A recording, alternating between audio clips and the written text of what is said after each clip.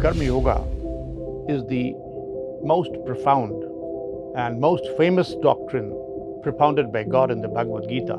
Karma Yoga essentially means the yoga of detached action.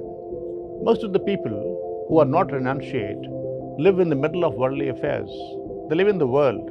They have to act and they have to refrain from acting in certain moments.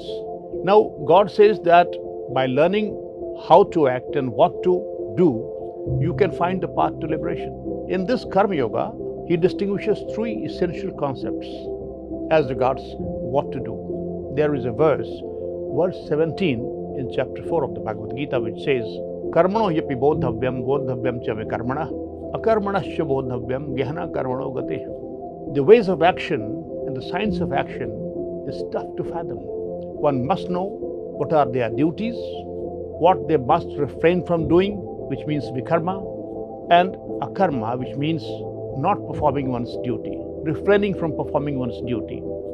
So three elements: the doable acts, karma; the acts which must not be done, sinful acts, prohibited acts, inhuman acts; and the third, akarma, which means you must not refrain from performing your duties.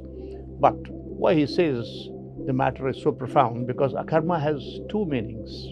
This is the general meaning, but there is a higher meaning to it.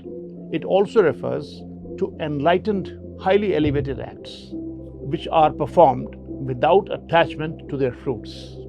Now, rebirth occurs because all our actions bear some fruits, some transcendental fruits, to enjoy which we have to be reborn.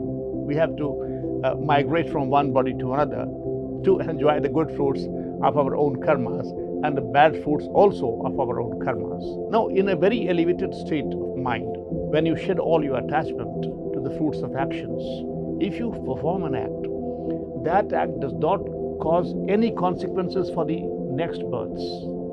No fruits it produces. They produce no fruits. Such actions are also called akarma because you have acted and yet you have not acted.